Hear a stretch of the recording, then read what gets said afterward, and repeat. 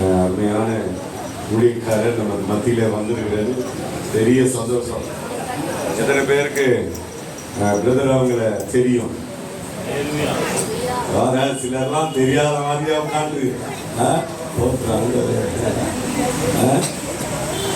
இன்னைக்கு சரியாண்டி இருக்குது.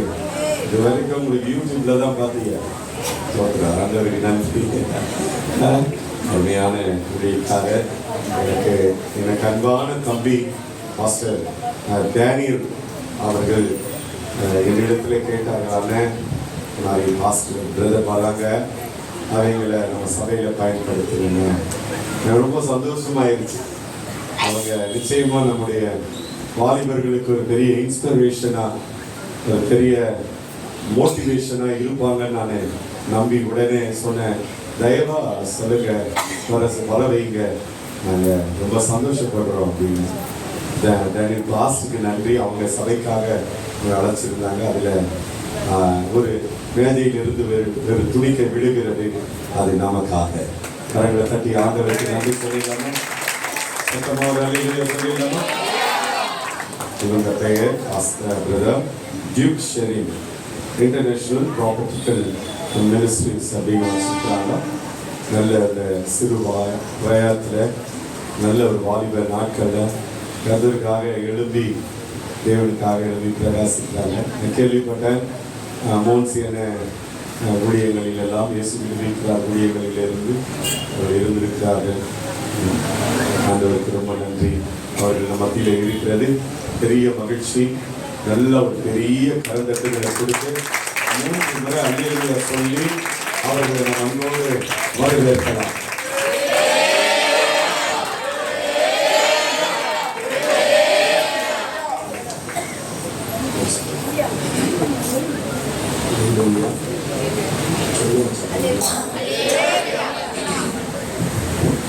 ரொம்ப நல்லது. ஆமையா இல்லையா? எல்லாரும் யூடியூப்ல பார்த்து நான் கோவக்கார பிரசங்கியாரே நினைச்சிட்டாங்க. எனக்கு ரொம்ப காமெடி பீஸு. எதுவும் பயப்பட வேண்டாம். கர்த்தர் நீங்கள் நல்லா இருப்பீங்கன்னு எனக்கு சொல்லி அனுப்பியிருந்தா நீங்கள் நல்லா இருப்பீங்கன்னு சொல்லுவேன். நாசமாக போயிடுங்கன்னு சொல்லி அனுப்பினா நாசமாக போயிடுங்கன்னு சொல்லுவேன். ஒரு தீர்க்க தரிசன ஊழியத்திற்கு அழைக்கப்பட்டவன் உள்ளதை என்று சொல்லுவேன். நாமேன்னு சொல்லுவேன். கொஞ்ச நேரம் எல்லாரும் எனக்காக இருந்துருந்தீங்களா? நீங்கள் எல்லாரும் எந்திரிச்சு பாட்டு பாடினாங்க. எனக்கு ஏன் மைங்கிட்டாங்க அந்த நல்ல ஒரு பிரசனத்திற்காக வார்த்தைக்கு நேராக இருதயத்தை திருப்பி லைட்டாக ரிவர்ட் வச்சுக்குவாங்க. Thank you for the wonderful presence. வானாதி வானங்கள் கொள்ளாதவரே, வார்த்தையால் மன்னிக்க கூடாதவரே, ஓயாமலும் புகழ் நான் பாடுவேன் என்றுமே என்றுமே என்றென்றுமே. வானாதி வானங்கள் கொள்ளாதவரே, வார்த்தையால் மன்னிக்க கூடாதவரே, ஓயாமலும் புகழ் நான் பாடுவேன் என்றுமே என்றுமே. சபை உயர்த்தி சொல்லுவோம் ஹல்லேலூயா ஹல்லேலூயா ஹல்லேலூயா ஹல்லேலூயா ஹல்லேலூயா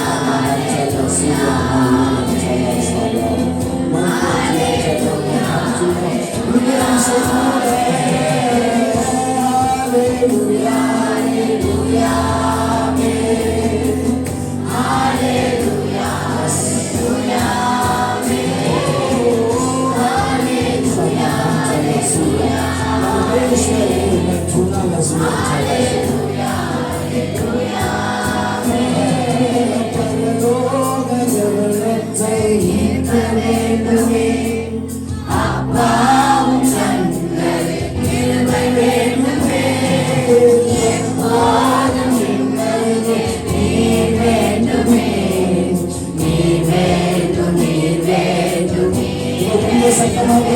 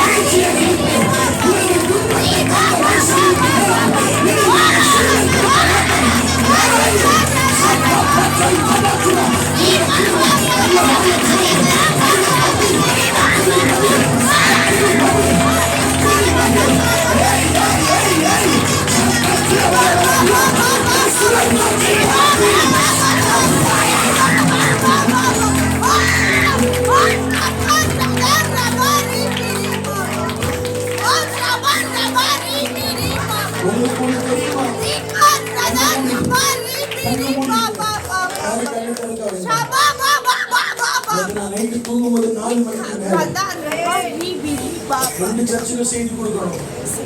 கொடுத்த செய்தியை கொடுக்க கூட தப்பு. இந்த பொறுத்தவரைக்கும் ஒரு சாபம்.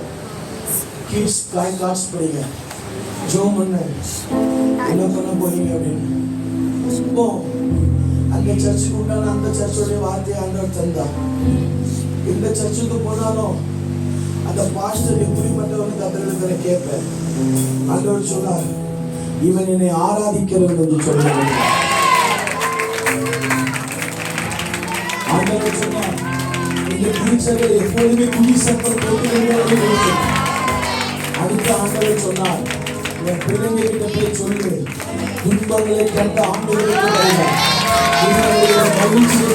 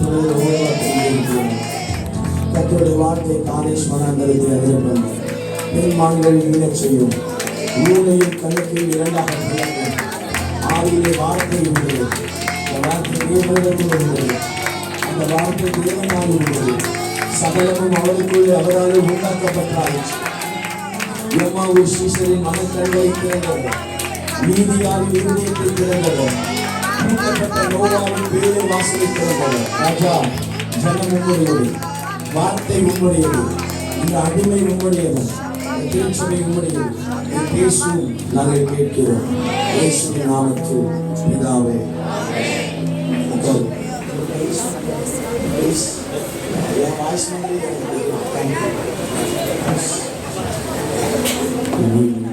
தேங்க்யூ நல்லா இருக்கு Praise the Lord. Praise the Lord. Praise the Lord. Praise the Lord. என் தம்பிமாருக்கு நான் பார்த்து அவ்வளோ சந்தோஷம். அது நல்லது. ஆமென் சொல்லுங்க. வெள்ளம் முள்ளமணி காலில் வெள்ளம் நெச்சமணி காலில் நான் ஜோம் பண்ணேன் இந்த சர்ச்சுக்கு ஜோம் பண்ணேன் அந்த சொன்னால் ஒரு மகிழ்ச்சியை காண வைப்பார். ஆமென் சொல்லுங்க. அல்லேலூயா. நல்லவர் நல்ல கருணை கிறிஸ்டியன் சர்ச் கத்தருக்கு ஸ்தோத்திரம். நம்ம பாஸ்டருக்காக கத்தருக்கு தேங்க்யூ. பின்னாடி இருக்கிற பரிசுத்தவான்கள் அறிமுகப்படுத்த நம்ம பாஸ்டர் தியானி பாஸ்டருக்காக தேங்க்யூ. எல்லாத்துக்கும் புதிய வருட வாழ்த்துக்கள். இல்லை வாழ்த்துக்கள் சொன்னா அல்லேலூயா சொல்லுங்க. வாழ்த்துக்கள் சொன்னா செம்பியும் சொல்லும்பா. நல்லது. பிரசங்கத்தில் அப்பப்போ ஏழைன்னு வரும், தப்பா நினைக்க கூடாது. எங்க ஊர் பாஷை அதுதான், திருவள்ளிக்கரையெல்லாம் நல்ல ஒரு ஆண்டவர் ஆசீர்வதிப்பார். துன்பத்தை கண்ட ஆண்டுகளுக்கு இந்த வருஷம் சரிக்கட்டும்.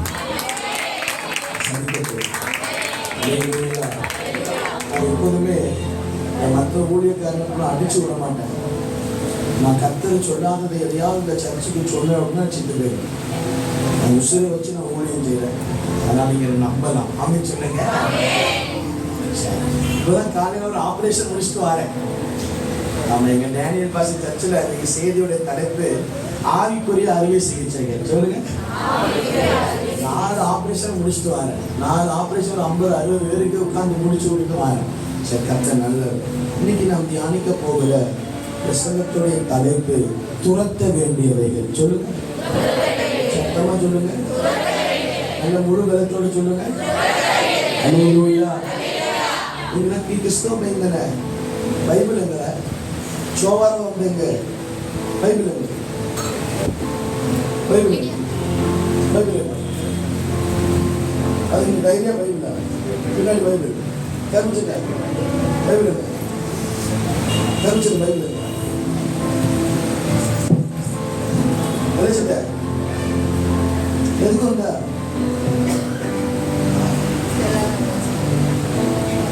ஃபஸ்ட்டே காமிச்சிட்டான். வெளிச்சிட்ட பின்னாடி பைபிள் எங்க பைபிள் எங்க பைபிள் எங்க பைபிள் எங்க பைபிள் எங்க பின்னாடி 3 குட்டிஸ் பைபிள் எங்க அடுத்து ப்ளூ கலர் பைபிள் இல்லை. பைபிள் எதுக்கு சர்ச்சுக்கு கூட்டு கால் பச்சை டிஷர்ட் பைபிள் எங்க ஒன்று பிள்ளையாண்டானே நடக்க வேண்டிய பரவாயில்ல. வசந்த் எடுத்து கரெக்டாக போட்டீங்களே, தேங்க்யூ.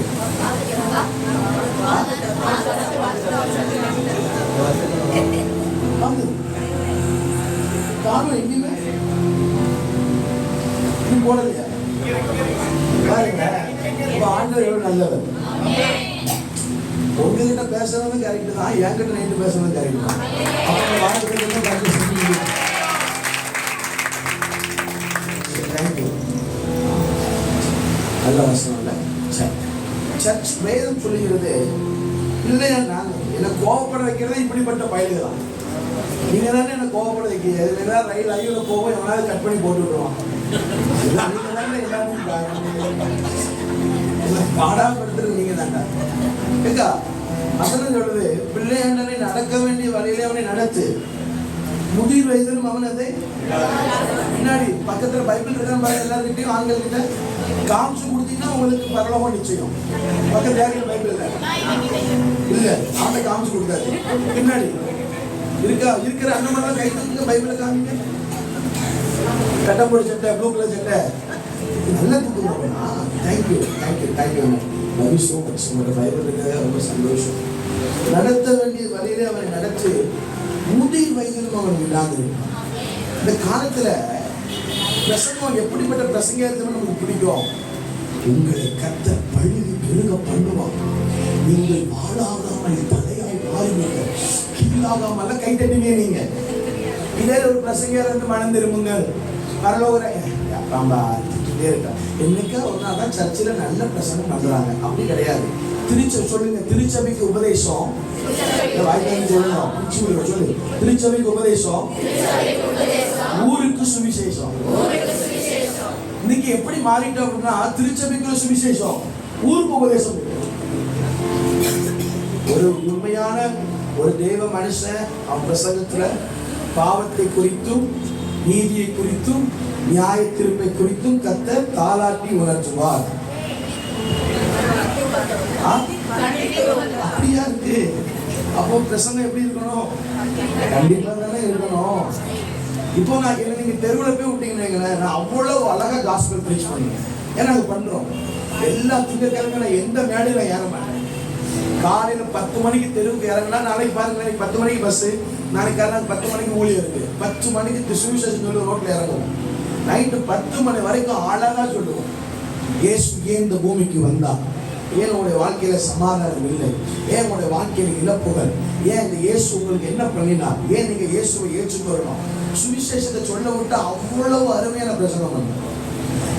அதே சுவிசேஷத்தை நான் சர்ச்சுக்குள்ள கொண்டு வந்தா எங்க அப்பா என்ன போட்டு தள்ளிடுவோம். திருச்சபைக்கு தேவை என்னது? உபதேசம். சொல்லுங்க, சத்தமா சொல்லுங்க, உபதேசம். சென்னையில நிறைய பரிசுத்தவான்களுடைய ஊழியங்கள் இருக்குது, மறைந்து போனவர்கள் இருக்கிறாங்க. பாஸ்டர்ஸ் எல்லாருமே யாருக்கு கீழே இருந்துதான் உருவாகி இருப்பாங்க. அவங்க எல்லாம் கேளுங்க, சர்ச்சில் பயங்கரமா இருக்கும், 8 துண்டு 2 தான் பிரசங்கம் இருக்கும்.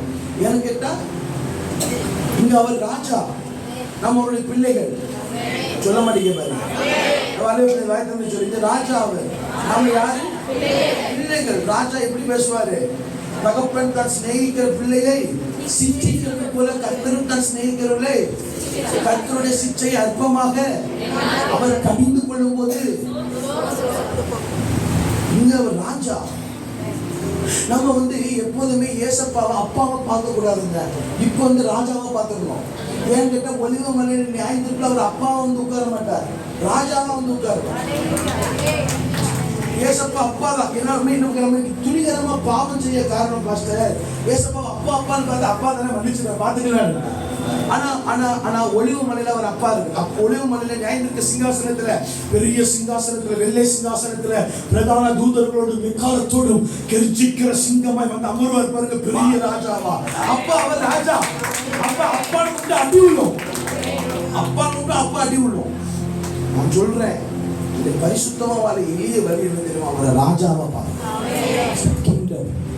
Kingdom of empire, பேரரசுக்கு அவர் ராஜா. ஹல்லேலூயா.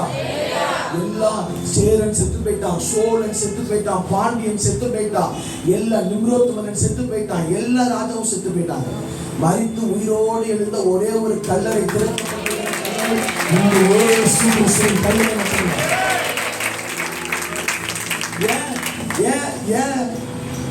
ஏன் நம்ம ஆபாசப்படத்துல விழுந்து கிடக்கிறோம்? ஏன் எந்திக்க முடியல? நீ அவர் அப்பாவை பார்க்கிற, ராஜாவை பாரு. பாவத்துக்கு சம்பளம் மரணம். ராஜாவை பாருங்க. நான் என் ஊழியத்துல எப்ப திரும்ப கர்த்தர் பயன்படுத்த ஆரம்பிச்சார், எப்போ அவரை ராஜாவா பார்த்தோம் அப்பதான் கர்த்தர் பயன்படுத்த ஆரம்பிச்சார். பரலோகத்துல அவர் யாரு? அப்பாவா ராஜாவா? ராஜா. நியாயம் இருக்கும் போது ராஜா. அங்க போய் அப்பா நான் உண்மை பாரு அம்மாவும் நீரே அடிச்சு நுறுக்கில் போட்டு நரகத்துல போட்டு பொறிச்சுடுவேன். அவர் எனக்காக அப்பா எனக்கு ரத்தம் சிந்தி வீட்டி இருக்கிற தகப்பன். அதே இயேசுதான் சிங்காசனத்துல நியாயம் தீர்க்க வருவா. எப்படி வருவா? கிழிச்சுக்கிட்டு ராஜாவை போல முடி பறந்துக்கிட்டு பயங்கரமா உட்கார்ந்து இருப்பா. அந்த ராஜாவை நம்ம ஆராதிக்க வந்திருக்கிறோம். அவன் சொல்லுங்க, சொல்லுங்க. இவர் தான் உலகத்தை உண்டாக்கின ராஜா. அவன் சொல்லுங்க. இன்னைக்கு நான் மீண்டும் சொல்றேன், உலகத்தை எப்படி இப்போ ஒரு பெரிய சயின்டிஸ்ட் பிரச்சனை வந்துதான். உலகம் ஒருத்தன் சொன்னானா உலகம் சதுரமா இருக்குன்னு சொன்னாங்க. ஒருத்தன் சொன்னானா உலகம் முக்கோண வடிவில் இருக்குன்னு சொன்னாங்க. ஒருத்தன் சொன்னானா உலகம் அரைவட்டம் என்று சொன்னான். ஒருத்தன் சொன்னா உலகம் சதுரம். ஒருத்தன் சொன்னா செவ்வகம் மாதிரி உலகம் இருக்கிறான். ஒருத்தன் சொன்னா உலகத்துக்கு சேஃபே கிடையாது. ஆனா ஒரு கிறிஸ்டியன் சயின்டிஸ்ட் சொன்னாரா, எங்க பைபிள் சொல்லுகிறது உலக உருண்டையுமே ராஜா என்ன பண்ணிருக்கிறா, இருக்கிறான். உலக உருண்டைதான். நாங்க யாருமே நம்பல. சொல்றது கேளுங்க, யாருமே நம்பல. மேல வண்டி விடுறாங்க. ஆமா, விட்டு பார்த்தா நாசால ஒரு நியூஸ் வருது, பைபிள் என்ன சொல்லுகிறதோ அப்படிதான் உலகம் உருண்டையாக இருக்கிறது. இதுக்கு மேல என்ன ஆதாரம் வேணும்? இவர் தான் உலகத்தை உண்டாக்குறதுன்னு. அப்போ கவனமா கேள்வி. இன்னைக்கு நாம் கேட்க இப்பவே பத்தரை இப்ப பிரசங்கம் பண்ணி முடிக்கப்படும் தெரியல. சரி, ஏசப்பா உங்களுக்கு புரியுற மாதிரி பேசுவாரா? யாருன்னு சொல்லுங்க. இந்த பிரசங்கம் எனக்கு புதுசு. ஆமா, உங்களுக்கும் இது புதுசாதான் இருக்கும். நீங்க கேட்டுக்கவே மாட்டேங்க. வாழ்நாள் சொல்லுங்க, துரத்த வேண்டியது கத்த நல்ல ராமன் சொல்லுங்க, சொல்லுங்க. ரொம்ப காமெடி பிரசங்க சொல்லுங்க, துரத்த வேண்டியவைகள்.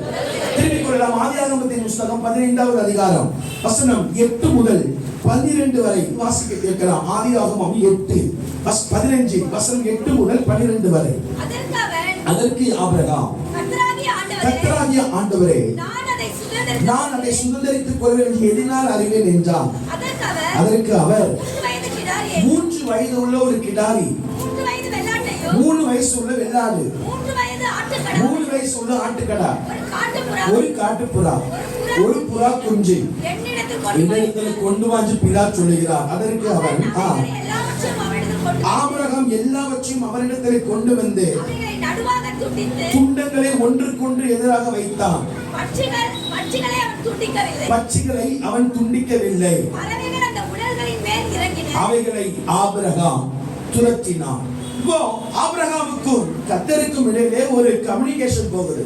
இப்ப ஆபிரகாம் கேட்கிறார், நான் அதை எப்படி சுதந்தரித்துக் கொள்ளவே எனக்கு ஒண்ணுமே தெரியல. இப்ப கர்த்தராகிய ஆண்டவர் சொல்லுகிறார், 3 வயது கிடாரி, 3 வயது வெள்ளாட்டுக்கடா, 3 வயது ஆட்டுக்கடா, அதுக்கு அடுத்தது புறா குஞ்சு, இவைகளை என்ன பண்ணிட்டு வா. என் கூட பேசுங்களேன். சென்னைக்கு வந்திருக்கேன், கொண்டு அனுப்பக்கூடாது. ஆமா, இதெல்லாம் என்ன பண்ணு, கொண்டு வா அப்படிங்கிறார். இப்ப கொண்டு வந்த உடனே அந்த நாட்களை பொறுத்த வரைக்கும் மிருகங்களை தான் துண்டு துண்டா வெட்டுவாங்களே தவிர பறவைகளை என்ன பண்ண மாட்டாங்க, வெட்ட மாட்டாங்க. பறவைகளை மட்டும் விட்டுட்டு எல்லாத்தையும் துண்டு துண்டாக வெட்டுகிறான். இதுக்கு உடன்படிக்கை பண்ண கர்த்தரை அங்கீகரிக்க நடந்தது என்ன? கர்த்தருக்கு வெட்டப்பட்ட அந்த பொருட்களை திங்க எது வந்து அமர்ந்தது? பறவைகள் வந்து அமர்ந்தது. உடனே ஆபிரகாம் என்ன பண்ணினான்? கர்த்தருக்கும் அவனுக்கும் இடையிலே இருக்கிற அந்த பலிகளை கர்த்தர் எடுக்கணும். அந்த பலிகளை கர்த்தர் எடுப்பதற்கு முன்பாக இதை இந்த பறவைகள் எடுக்க வருகிறது. உடனே ஆபிரகாம் என்ன செய்கிறான்? அடுத்த வசனம் போடுங்க. ஆபிரகாம் அவைகளை துரத்தினான். நடந்தது என்ன? சூரியன் அஸ்தமிக்கும் பொழுது ஆபிரகாமுக்கு அயர்ந்த நித்திரை வந்தது, தீயிலும் காரிலும் அவனை மூடிக்கொண்டது. அடுத்த வசனம். அப்பொழுது அவர் ஆபிரகாமை நோக்கி, உன் சந்ததியார் தங்களுடைய அல்லாத அந்நிய தேசத்திலே பரதேசிகளாய் இருந்த தேசத்தாரை சேவிப்பார்கள் என்று அவர்கள் 400 வருஷம் உபத்திரப்படுவார்கள், நீ நிச்சயம் அறிய கடவாய் என்று சொன்னான். நடந்தது என்ன தெரியுமா? 17வது வசனத்தை போடுங்க. அவன் என்னைக்கு அந்த பறவைகளை துரத்தி விட்டான வேதம் சொல்லுகிறது, அக்கினி இதோ புகைகிற சூளையும் அந்த துண்டுகளின் நடுவே வந்து இறங்கி கடந்து போகிற அக்கினி ஜுவாலையும் தோன்றின. அல்லேலூயா சொல்லுங்க. பிரியமானவர்களே, கர்த்தருக்கும் நமக்கும் இடையே யாரு வந்தாலும் துரத்த நாம ஆயத்தமா இருக்கணும். எல்லாம் சொல்லுங்கடா. அல்லேலூயா சொல்லுங்க. ஆபிரகாமுக்கும் கர்த்தருக்கும் இடையிலே இருக்கிற அந்த துண்டுகள், இத கர்த்தருக்குரியது. என்னைக்கு ஆபிரகாம் பாருங்க வசனம் அப்படியே வச்சுக்கோங்க, நான் சொல்றேன். 11வது வசனத்துல ஆபிரகாம் துரத்துகிறான். மாத்தாதீங்க. 11வது வசனத்துல ஆபிரகாம் எதை துரத்துகிறான்? பறவைகளை துரத்துகிறான். 17வது வருஷத்துல 17வது வசனத்துல என்ன நடக்கிறது? சூரியன் அஸ்தமித்து காரிருள் உண்டான பின்பு இதோ புகைகிற சூளையும் அந்த துண்டங்களின் நடுவே கடந்து போகிற அக்கினி ஜுவாலையும் வந்து இறங்கின. கை தட்டி கர்த்தரை ஸ்தோத்திரம் பண்ணலாம். துரத்த வேண்டியது துரத்தினா வானத்திலிருந்து அக்கினி இறங்கும். துரத்த வேண்டியதை துரத்தினா நம்முடைய பலி அங்கீகரிக்கப்படும். துரத்த வேண்டியதை துரத்தினா கர்த்தர் நமக்கு முன்னே அவர் வெளிப்படுவார். அல்லேலூயா. ஒரு 7 ஜாதியாரை கர்த்தர் துரத்த வேண்டும் என்று சொல்லி இருக்கிறார். 10:50 வரைக்கும் நான் பிரசங்கம் பண்ணுவேன். 10 நிமிஷம் ஜெபம் பண்ணுவேன். இந்த 20 நிமிஷத்துல எதெல்லாம் சொல்லி கொடுக்க முடியுமோ அதை வேகமா சொல்லுவேன். நான் நோட்ல எழுதுறேன்னு சொல்றவங்க கை தூக்குங்க. நல்ல கை தூக்கணும், தூக்கி வச்சிருக்கணும். சரி, கை கீழே போடுங்க. எனக்கு எழுத தெரியும், ஆனா நோட்டு பேனாவை நான் கொண்டு வரேன்னு சொல்ற கை தூக்குங்க. உண்மையா தூக்கணும். இந்த வருஷம் ஆசீர்வாதமா இருப்பீங்க. நல்ல கை திட்ட மாட்டேன்பா. ரொம்ப காமெடி திட்டவே மாட்டேன். நல்ல கை தூக்குங்க. தேங்க்யூ தங்கச்சி, தேங்க்யூ தேங்க்யூ. அடுத்த முறை வரும்போது என்ன பண்ணணும்? ஒரு நோட்டு, ஒரு பெண். என்ன? ஏன்னா எனக்கு ஒரு பழக்கம் உண்டு. உங்ககிட்ட இங்க பிரசங்கம் பண்றதுன்னா எங்கேயுமே நான் பிரசங்கம் பண்ண மாட்டேன். இது உங்களுக்கு, உங்க சர்ச்சுக்கு ஆண்டு கொடுத்த மண்ணா. ஆமென் சொல்லுங்க. இது உங்களுக்கு மட்டும்தான். யாருக்கு மட்டும்தான்? எனக்கு மட்டும்தான். இது உங்களுக்கு உண்டான வார்த்தை. சரி, சொல்லுங்க. 7 காரியத்தை நான் துரத்த வேண்டும். சத்தமா சொல்லுங்க. சத்தமா சொல்லுங்க. எந்த காரியத்தை துரத்தணும்னு பார்ப்போமா? உபாகமத்தின் புஸ்தகம் 7வது அதிகாரம் வசனம் 1. உபாகமம் 7 வசனம் 1. வாசிங்க வசனம். நீ சுதந்திரிக்க போகிற தேசத்தில் உன் தேவனாகிய கர்த்தர் உன்னை பிரவேசிக்க பண்ணி உன்னை பார்க்கிலும் ஜனம் பெருத்த ஜாதியாகிய ஏத்தியர், கிர்காசியர், எமோரியர், கானானியர், பெரிசியர், ஏவியர், எபூசியர் என்னும் 7 பலத்த ஜாதிகளை உனக்கு முன்பாக துரத்தி அவர்களை உன்னிடத்தில் ஒப்பு கொடுக்கும் பொழுது அவர்களை சங்காரம் பண்ண கடவாய். வாசிக்க. அவர்களோட உடன்படிக்கை பண்ணவும் அவர்களுக்கு இரங்கவும் வேண்டாம். அல்லேலூயா. அடுத்த வசனத்தை பாருங்க.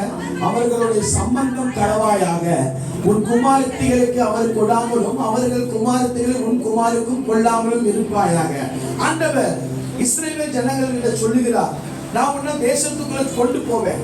கொண்டு போகும்போது உன்னை விட பலத்த 7 ஜாதி மக்கள் அங்க இருக்கிறாங்க. எத்தனை ஜாதி மக்கள்? பேசுங்க. 7 ஜாதி மக்கள் அங்க இருக்கிறாங்க. இந்த 7 ஜாதியில் மக்களை நான் முறியடிப்பேன். ஃபர்ஸ்ட் ஆண்டவர் முறியடித்து யார் கையில ஒப்பு கொடுப்பாரா? இஸ்ரவேல் ஜனங்கள் கையில ஒப்பு கொடுப்பார். இப்ப ஆண்டவர் சொல்றார், அவங்களை ஒருத்தரை விட்டுறாரு, அவங்க எல்லாத்தையும் போட்டு தள்ளு அப்படிங்கிறார். ஆமென் சொல்லுங்க. அல்லேலூயா சொல்லுங்க. அந்த காலத்துல சொல்லப்பட்ட 7 ஜாதிகள் இந்த காலத்துல அது 7 வகையான ஆவிகளாக நம்முடைய வாழ்க்கையில கிரியை செய்கிறது. ஆமென் ஆமென். பின்னாடி ஆமென். இந்த வருஷம் நல்லா இருக்கும் சொன்னா ஆமென். அல்லேலூயா. நல்லா கவனிக்கணும். நம்ம ஆண்டவர் ஒரு பொழுதும் பன்றிகளுக்கு முன்பாக முத்துக்களை போட மாட்டார். சொல்ல மாட்டீங்களா? நீ சர்ச்சில் வந்து என்ன கிளி ஜோசியத்தை போல வசனத்தை உருவினாலும் நீ நல்லா இருந்தா மட்டும்தான் நடக்கும். ஆமென் சொல்லுங்கடா.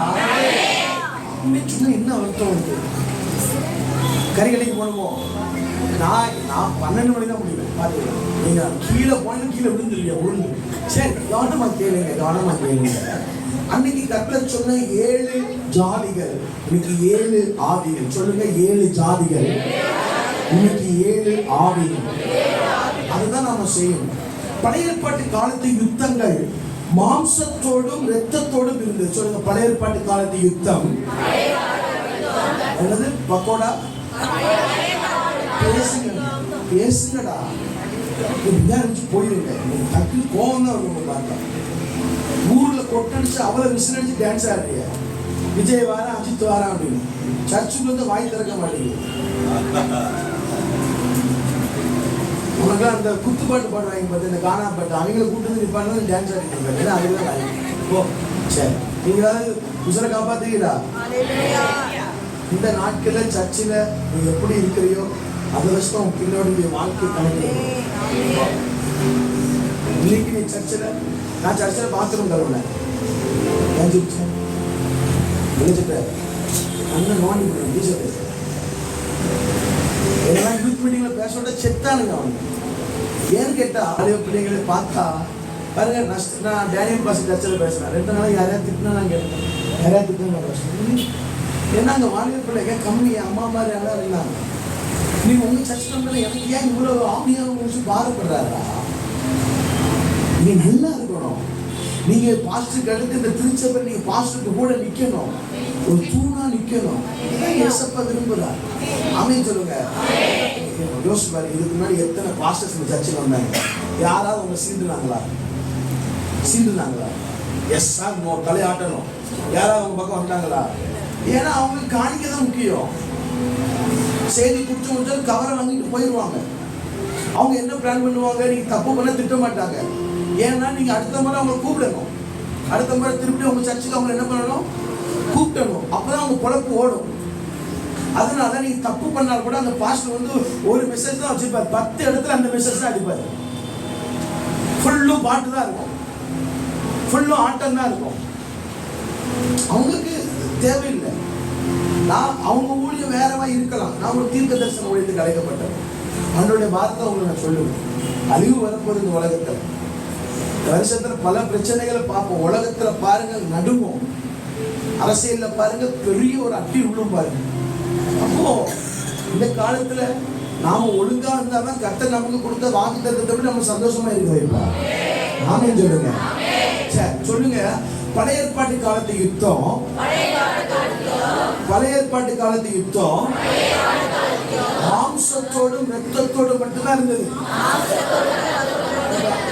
நான் சொல்றேன், பழைய ஏற்பாட்டு காலத்துல யுத்தம் எப்படி இருந்ததுன்னா, யோசுவா அமலேக்கியர்கள் அடிக்கிறான், தாவீது எல்லாத்தையும் அடிக்கிறான், பெலிஸ்தர்கள் அடிக்கிறான், சிம்சோன் பெலிஸ்தர்கள் அடிக்கிறான், துரத்தி விடுறாங்க. சண்டை. பழைய ஏற்பாட்டு காலத்து யுத்தம் எல்லாம் மாம்சத்தோடு ரத்தத்தோடு மட்டும்தான் இருந்தது. பழைய ஏற்பாட்டு காலத்துல எந்த பரிசுத்தமானும் பிசாசு கூட பேசவும் செய்யல, பிசாசு கூட சண்டை போடவும் இல்லை. ஆமென் சொல்லுங்க.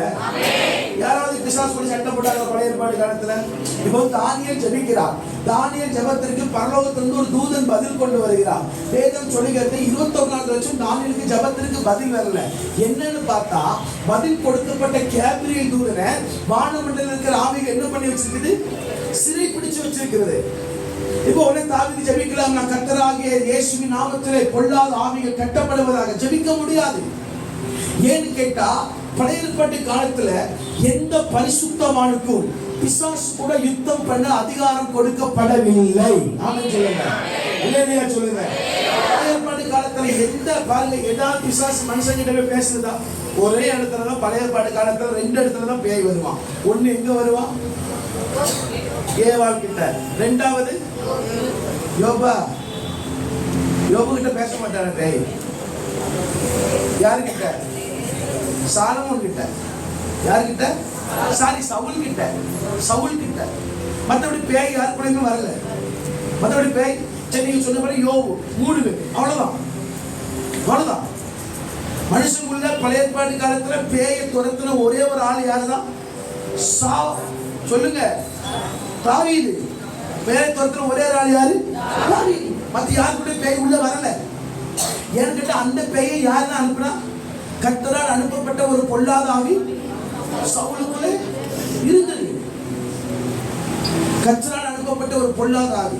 ஆனால் பழைய ஏற்பாட்டு காலத்துல மனுஷங்களுக்கு தான் யுத்தம் நியமிக்கப்பட்டிருந்தது. மனுஷனோட சண்டை போடுவான். பாருங்க, வானத்திலிருந்து எலியா கர்மேல்ல அக்கினி இறங்குறார். கர்மேல் சர்ச்சிலே பேசுறோம் பாருங்க. வானத்திலிருந்து எலியா எங்க இறங்கினாரு? கர்மேல் என்ன இறங்கினாரு? பேசுங்கக்கா, எங்க வாய் திறந்து பேசுங்க. அக்கினி இறக்கினார். அக்கினி இறக்கிட்டு எலியா யாரை கொன்னா? விக்கிரகத்தை கொல்லல, விக்கிரகத்தோடைய பாகாலுடைய தீர்க்கதரிசிகளை கொன்னா. ஆனா இன்னைக்கு நீங்களும் நானும் பாகால் தீர்க்கதரிசிகளை கொல்ல அழைக்கப்படல, அந்த பாகாலையே கொல்ல கர்த்தர் நம்மை அழைத்து வைக்கிறார். அல்லேலூயா. ஆனா புதிய ஏற்பாட்டு காலத்துல யுத்தம் எப்படி மாறுது அப்படின்னு கேட்டா, மாம்சத்தோடும் இரத்தத்தோடும் அல்ல, துரைத்தனத்தோடும் அதிகாரத்தோடும் இப்பிரபஞ்சத்தின் அந்தகார லோக அதிபதிகளோடும் வான மண்டல பொல்லாத ஆவியின் சேனைகளோடும் உனக்கு போராட்டம் உண்டு. தீங்கு நாளில் அவைகளை எதிர்த்து நிற்க தேவனுடைய சர்வாயுத வர்க்கத்தை தரித்துக் கொள்ளுங்கள். சத்தியம் என்னும் அரைக்கச்சையை, நீதி என்னும் மார்க்கவசம், விசுவாசம் என்னும் கேடகம், ஆயத்தம் என்னும் பாதரட்சை, ஆமென், ரட்சிப்பு என்கிற தலைச்சீரா, வேத வசனமாகிய இருபுற கருக்குள்ள பட்டயத்தை என்ன பண்ணிக் கொள்ளுங்கள், எடுத்துக்கொண்டு தேவனுடைய சர்வ ஆயுத வர்க்கத்தை நீங்கள் என்ன பண்ணிக் கொள்ளுங்கள், எடுத்துக்கொள்ளுங்கள். ஆனா இன்னைக்கு நாம யுத்தம் சரியா பண்றோமா அப்படிங்கிட்ட இல்ல.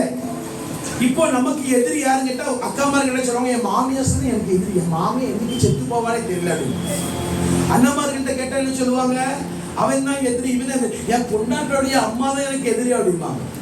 இன்னைக்கு நம்முடைய யுத்தம் எப்படி மாறிட்டுனா, மாம்சத்தோட ரத்தத்தோட எப்படி மாறிட்டு. ஆனா புதிய ஏற்பாட்டு காலத்து யுத்தம் எப்படி கிடையாது, மாம்சத்தோடும் யுத்தம் கிடையாது, ரத்தத்தோடும். பேசுங்க, இல்ல மைக்க மட்டும் வாயில வச்சு வாங்க பாக்குறீங்களா, பேசுறது பிச்சு முடியும் இல்ல, மைக் கொடுக்காதீங்க பாஸ்டர், மைக்ல பாக்குறீங்களா, வாய் தந்து பேசணும். ஆமே சொல்லு, சத்தமா சொல்லுங்க. பழைய ஏற்பாட்டு காலத்து யுத்தம் அங்க மாம்சத்தோடு ரத்தத்தோடு மட்டும்தான் உண்டு, அது யாரு கூடயும் கிடையாது. பழைய ஏற்பாடு காலத்து யுத்தம் யாரு கூட உண்டு, மாம்சத்தோடு ரத்தத்தோடு தான் மட்டும் உண்டு, வேற யாரு கூடயும் கிடையாது. ஆனா புதிய ஏற்பாட்டு காலத்துக்கு யுத்தம் மாம்சத்தோடு ரத்தத்தோடு என்ன பண்ணாது, கிடையாது. யார் கூட, பொல்லாத ஆவிகள், துரைத்தனங்கள், இந்த ஆவிகள் கூட தான் நமக்கு ஆண்டவர் யுத்தத்தை தந்திருக்கிறார். அல்லேலூயா சொல்லுங்க. அப்போ நம்முடைய வாழ்க்கையில போராடுகிற ஆவிகளை நாம் தான் துரத்த வேண்டும். சத்தமா சத்தமா. இன்னைக்கு சர்ச்சுக்கு வாரம் போகிறோம், நான் சொல்லட்டுமா, உங்க ஜெபத்துல வல்லமை இல்லைன்னா பிசாசு உங்களை டிஸ்டர்பே பண்ண மாட்டான். சர்ச்சுக்கு வா, அப்படியே வீட்டுக்கு போய் படு, பிக் பாஸ் பாரு, கிரிக்கெட் பாரு, சாப்பிடு, தூங்கு, மெரினா பீச்சுக்கு போ, காலேஜ் வாசல் யாராவது வரணும் பாரு, வீட்டுக்கு வா, சர்ச்சுக்கு போ. இசை வாசிக்கிறவங்களுக்கு எத்தனை மணி நேரம் ஜோமிட்டு வந்து இசை வாசிக்கிறீங்க? உங்களுக்கு ஜோம் இல்லையா? உண்மையை சொல்லி ஜோம் இல்லையா? நீ ஜோம் இல்லையா? பிச்சு விடுங்க. அங்கதானே பாஸ்டர் அடிச்சுட்டு நீங்க ஏன் திரும்பி பாருங்க. ஜெபம் முக்கியம். ஆமென் சொல்லுங்க.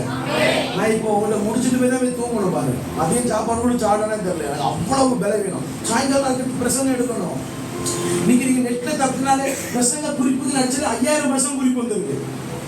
பிரசங்க குறிப்பு நீங்க அடிச்சு பாருங்க, 5000 பிரசங்க குறிப்பு வருது. இப்படி பேச முடியும். ஆனா எவனோ பெத்த பிள்ளைக்கு நான் சோறு கொடுக்க முடியும்? நான் பெத்த பிள்ளைக்கு நான் சோறு கொடுத்தாதான் கேட்கிற பிள்ளைக்கு ஆசீர்வதிக்க முடியும். ஒரு பிரசங்கத்தை பெற்றெடுக்க 4 மணி நேரத்திலிருந்து 7 மணி நேரம் ஆகுது. எத்தனை மணி நேரத்திலிருந்து? 4 மணி நேரத்திலிருந்து 7 மணி நேரம். கொடுத்த பிரசங்கத்தை நான் எங்கேயும் கொடுக்க மாட்டேன். ஆண்டவர் எங்கேயாவது புஷ் பண்ணி இந்த குடும்பவனே அப்படின்னு மட்டும்தான் கொடுப்பேன். இன்னும் கொடுக்கவே மாட்டேன். இப்போ பாருங்க, நாளைக்கு திங்கக்கிழமை 2 பிரசங்கம் கொடுக்கணும், செவ்வாய்க்கிழமை 3 பிரசங்கம் கொடுக்கணும்.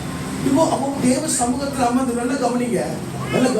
ஒரே ஒரு காரியத்தை சொல்லி ஈஸியான பிரசங்கத்தை சொல்லி உங்களுக்கு முடிக்கிறேன். ஏன்னா எனக்கு ஆழமா போன உங்களுக்கு புரியல. ஸ்தோத்திரம். உங்களை உங்களுக்கு புரியவே நான் பேசுறேன். ஏன்னா என் ஸ்டைல இருந்து மாறி உங்களோட கலகன்னு பேசுறேன். கவனிங்கப்பா, இந்த யுத்தம் புதிய ஏற்பாட்டில் எப்படி மாறுதுன்னு இயேசு சொல்லுகிறார். விசுவாசிகளால் நடக்கும் அடையாளங்கள், என் நாமத்தினாலே விசுவாசிகளை துரத்துவார்கள். இயேசு என்ன பண்றாரு அப்படின்னா, சீஷர்களுக்கு அதிகாரத்தை கொடுத்தார். இப்ப எல்லாரும் சொல்றா, விசுவாசிக்கிற எல்லாருமே நீங்க என்ன பண்ணலாம், யுத்தம் பண்ணலாம். வேதம் சொல்லுகிறது, தேவனுக்கு கீழ்ப்படிந்திருங்கள், பிசாசுக்கு. அப்பொழுது அவன் உங்களை விட்டு, நீ தேவனுக்கு கீழ்ப்படியாமல் பிசாசுக்கு எதிர்த்து நின்றால் அவன் மேலே ஏறி உட்கார்ந்து கொள்ளும். சத்தியம். அப்போ என் வாழ்க்கையில ஏன் இன்னைக்கு சந்தோஷம் இல்லை, என் வாழ்க்கையில ஏன் சமாதானம் இல்லை? சர்ச்சுக்கு போனாலும் தேவ பிரசன்னத்தை உணர்றேன். எங்க பாஸ்டர் பிரசங்கம் பண்ணும்போது நான் தேவ பிரசன்னத்தை உணர்றேன். ஆராதிக்கும் போது நான் தேவ பிரசன்னத்தை உணர்கிறேன். ஆனா தனியா என்னால தேவ பிரசன்னத்தை உணர முடியல. என் மாப்பிள்ளை குடியை விட்டு மாற மாட்டேங்கிறான். என் மகன் கஞ்சா விட்டு மாற மாட்டேங்கிறான். என் வீட்டுல சினிமா படம், என் வீட்டுல எத்தனையோ முறை செத்துடலாம்னு எனக்கு தோணுது. என் வீட்டுல உண்மை இல்லை, என் வீட்டுல சமாதானம் இல்லை. ஏன் பாஸ்டர் இப்படி பிரச்சனை, ஏன் பாஸ்டர் அப்படின்னு நீங்க கேட்டு இந்த இடத்துல வந்து அமர்ந்து இருக்கலாம். தேவ பிள்ளையே, உங்கள் குடும்பத்திலே போராடுகிற அந்த ஆவியை துரத்துகிற ஆயுதத்தை கர்த்தர் உங்கள் கையில தான் கொடுத்து வைத்திருக்கிறார். அல்லேலூயா, அல்லேலூயா. எவனோ மந்திரவாதம் பண்ணிட்டான், எவனோ பில்லி சுனியம் பண்ணிட்டான். ஏ சிஸ்டர், ஏ சகோதரா, உனக்கு ஒன்று தெரியுமா? யாக்கோபுக்கு விரோதமாய் மந்திரம் இல்லை, இஸ்ரவேலுக்கு விரோதமாய். யாக்கோபு இஸ்ரவேலும் வேற வேற ஆள் கிடையாது. யாக்கோபும் ஒரே ஆள் தான், இஸ்ரவேலும் ஒரே ஆள் தான். இஸ்ரவேல் சொன்னா யாரு? தம்முடைய ஜனங்கள். சொல்லுங்க, இஸ்ரவேல் சொன்னா என்ன அர்த்தம்? தம்முடைய ஜனங்கள். நீங்க யாரு? தம்முடைய ஜனங்கள், அவருடைய ஜனங்கள். நம்ம யாரு? அவருடைய சொந்தமானவர்கள், அவருடைய ஜனங்கள். அப்போ அவருடைய ஜனங்களா இருந்தோம். என் வாழ்க்கையில மந்திர ஆவி, பில்லிசூரி ஆவி, பலவீனத்தின் ஆவி, சோர்வின் ஆவி, பிரிவினையின் ஆவி, எரிச்சலின் ஆவி, விபச்சார ஆவி, தேசித்தன ஆவி, ஓரினச்சேர்க்கையின் ஆவி, அசுத்த ஆவி, இந்த ஆவிகள் எல்லாம் என் குடும்பத்திற்குள்ள போராடுதுன்னா என்ன அர்த்தம் அப்படின்னா, என் பேஸ்மெண்ட் சரியா இல்லை, எனக்கும் தெய்வத்திற்கும் உண்டான உடன்படிக்கை சரியா இல்லை. அதனாலதான் பொல்லாத ஆவி என் குடும்பத்திற்குள்ள கிரியை செய்கிறது. ஏற்றுக்கொள்றீங்களா? இல்லை, ஒத்துக்கொள்ளணும். ஏன்னு கேட்டா, இன்னைக்கு ஜபத்தின் முடிவில் ஒரு யுத்தம் நடக்கும். உங்களுக்கு விரோதமாய் உருவாக்கப்பட்டிருக்கிற எல்லா ஆயுதமும் இன்றையோடு வாய்க்காமல் போகும். அல்லேலூயா. ஆண்டவர் உங்களை யுத்தத்திற்கு ஆயத்தப்படுத்துகிறார். செவ்வாய்க்கிழமான யாரோ கதவை தட்டுறாங்க, வெள்ளிக்கிழமான என் கால் ஊறுது, என் கை ஊறுது, சரீரம்லாம் ஊறுது. யாரோ நைட்டு படுக்கும்போது மேல வந்து அமுங்குறவங்க மேல படுத்திருக்கிற மாதிரி இருக்குது. சொப்பனத்துல பாம்பு வருது, சொப்பனத்துல நாய் வருது, சொப்பனத்துல கீழே விழுற மாதிரி சனவு. இப்படிப்பட்ட அசுத்த சிந்தனைகள், பலவீனங்கள் வருது. காரணம் என்ன அப்படின்னு கேட்டா, பேஸ்மெண்ட் சரியா இல்லை, அடைக்க வேண்டியது அடைக்கல. தேவ பிள்ளையே, இந்த காலத்துல உன் சரீரத்திற்கு விரோதமாய், உன் குடும்பத்திற்கு விரோதமாய், நம்முடைய சபைக்கு விரோதமாய் எழும்பியிருக்கிற ஆவியை அழிக்க கர்த்தர் நம் கையில தான் அதிகாரத்தையும் அபிஷேகத்தையும் தந்திருக்கிறார். அல்லேலூயா சொல்லுங்க. அல்லேலூயா. சத்தமா அல்லேலூயா. சரி, முதலாவது யாரை துரத்தி விடணுமா? அந்த 7வது வசனம் 1வது வசனத்தை போடுங்க. 7:1, உபாகமம் 7:1. சொல்லுங்க, முதலாவது யாரை துரத்தணும்? ஏத்தியர். சொல்லுங்க, சரி, எழுதுறவங்க எழுதிக் கொள்ளுங்கள்.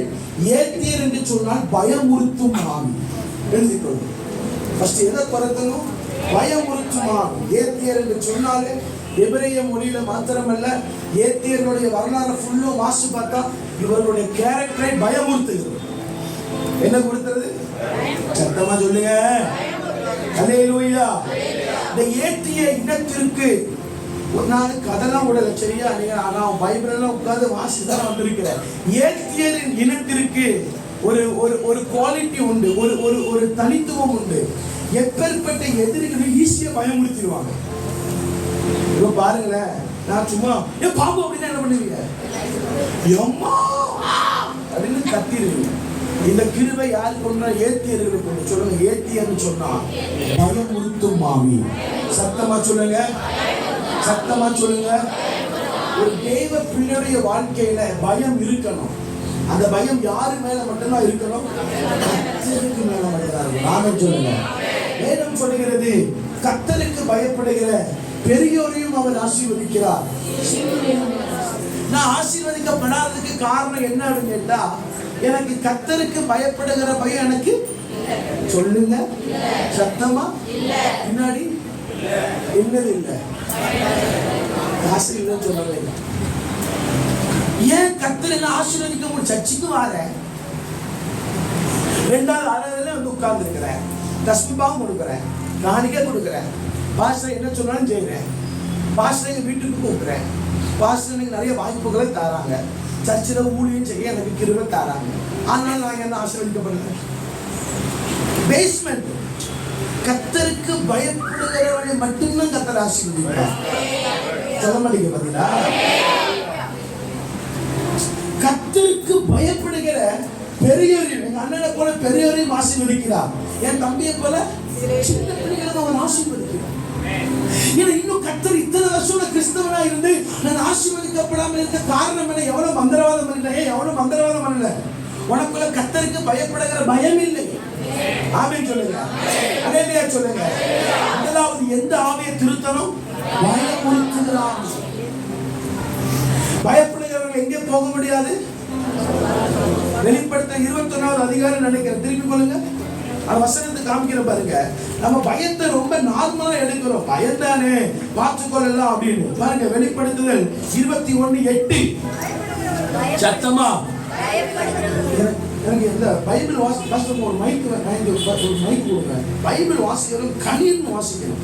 ஏன்னா ஒரு சிலருக்கு பைபிள் வாசிக்க தெரியாது பார்த்தீங்களா?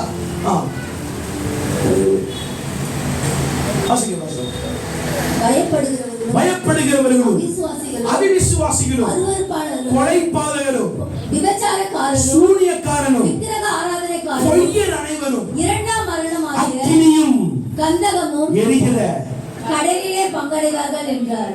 அப்போ பயந்தா கூட எங்க போக முடியாது? சொல்லுப்பா. பயத்துக்கு போக முடியாது.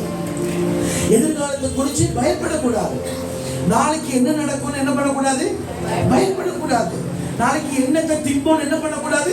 பயப்படக்கூடாது. வசனம் சொல்லுகிறது நீங்க பயப்படக்கூடாது. நாளைக்கு திங்கக்கிழமை தான் உங்களை கண்டு பயப்படணும். ஏன்னா அந்த திங்கக்கிழமை தான் நாளைக்கு இவருக்கு சோறு கொடுக்கணும், என்ன பண்ண தெரியும், நாள் தான் பயப்படணுமே தவிர நாம் யாருக்கும் பயப்படக்கூடாது. கர்த்தருக்கு மாத்திரம் தான் நாம் பயப்பட வேண்டும். அல்லேலூயா. அதான் வேதம் சொல்லுகிறது. 2 தீமோத்தேயுவின் புத்தகம் 1வது அதிகாரம் 7வது வசனம் விதமாக சொல்லுகிறது, தேவன் நமக்கு பயமுள்ள ஆவியை கொடாமல் பலமும் அன்பும் தெளிந்த புத்தியுள்ள ஆவியை கொடுத்திருக்கிறார். அல்லேலூயா. சிஸ்டர், பிள்ளைகளை குறித்து பயப்படக்கூடாது. இதுதான் ஏத்தியரின் ஆவி. ஏத்தியரின் ஆவி நம்முடைய ஜீவியத்திற்குள்ள வந்துவிடக் கூடாது. பயம் பயம் ஒரு மனுஷனை உயிரோடு கொல்லும். இந்த பயம் பயம் விசுவாசத்தை இழக்க பண்ணும். பயம் கர்த்தரை விட்டு நம்மை தூர போக பண்ணும். மனிதர்களுக்கு பயப்படாதீர்கள், அரசியல்வாதிகளுக்கு பயப்படாதீர்கள், பொல்லாத சத்துருக்களுக்கு பயப்படாதீர்கள். நாம் பயப்படத்தக்கவர் உலகத்தை ஜெயித்த இயேசு கிறிஸ்து மாத்திரமே. நன்றி செலுத்தலாம். அல்லேலூயா, அல்லேலூயா. இப்ப நல்ல கையை கட்டி நல்ல வாயை திறங்க. குடும்பத்துல உங்களுக்கு பயமுறுத்துகிற ஆவி வெளியே போகிற கண்ணை மூடி கையை கட்டி அந்நிய வாசனை பேசுகிறேன். இப்போ ஒரு பயமுள்ள ஆவியை மேலே வந்து இறங்க போகிறது. அந்த பொல்லாத ஆவியை வெட்டி எறியும். ஏற்றியின் ஆவி நீங்கள் குடும்பத்திற்கு ஈர்க்கக்கூடாது. தங்கச்சி, உன் எதிர்காலத்தை குறித்து பயப்படாத. சகோதரா, உன் குடும்பத்தை குறித்து பயப்படாத. ஒரு பயங்கரமான தேவை பேசணும்.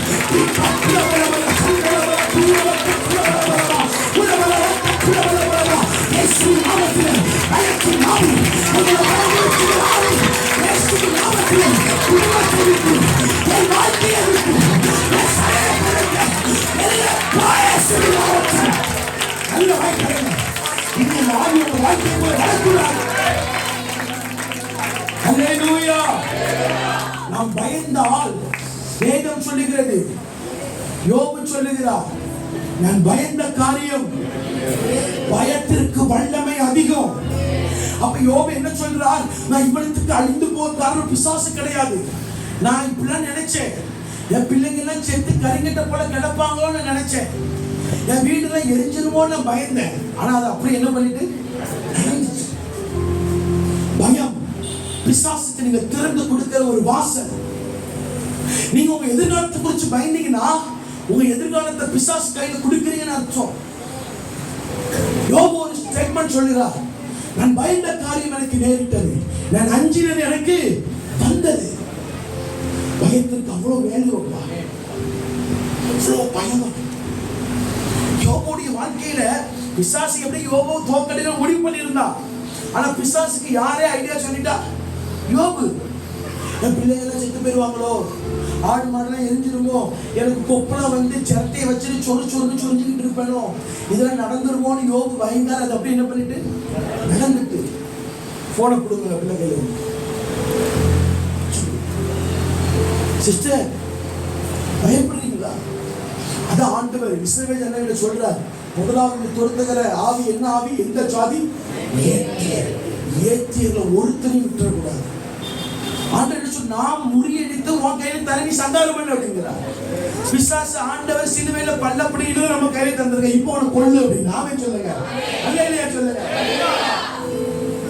இந்த பயத்தின் ஆவியை வெட்டி வீழ்த்தி எதிர்காலத்துக்கு குறிச்சு தங்கச்சி பயப்படாத. எதிர்காலத்துக்கு பிசாசு விளையாண்டுருவான். நாளைக்கு ஊழியத்தை குறிச்சு எனக்கு பயம் கிடையாது. எனக்கு இன்னைக்கு பரிசுத்தமா வாழணும், இன்னைக்கு நல்லா இருக்கணும். நாளைக்கு என்ன செய்து கொடுக்க போறேன் எனக்கு தெரியாது.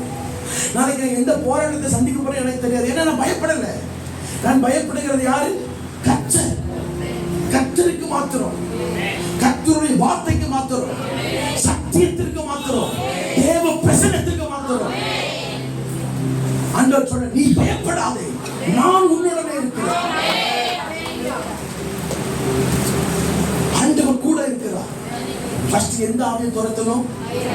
வலது கரத்தை சொல்லுங்க, இயேசுவின் நாமத்தில் என் வீட்டிற்குள், என் குடும்பத்திற்குள், என் பிள்ளைகளுக்குள் இனி பயத்தின் ஆவிகளுக்கு இடமில்லை. இயேசுவின் நாமத்தில் உங்களை வெளியே அனுப்புகிறோம். கை கட்டி கர்த்தரை ஸ்தோத்திரம் பண்ணலாம். அல்லேலூயா. உபாகமத்தின் புத்தகம் 7வது அதிகாரம் 1வது 2வது யாரை துரத்தணுமா? சொல்லுங்க, சத்தமா சொல்லுங்க, கிர்காசியர். இப்ப எழுதி கொள்ளுங்க. கிர்காசியர் சொன்னா என்ன அர்த்தம் தெரியுமா? உலகத்தில் சிக்க வைக்கும் ஆவி. கிர்காசியர் சொன்னா என்ன அர்த்தம்?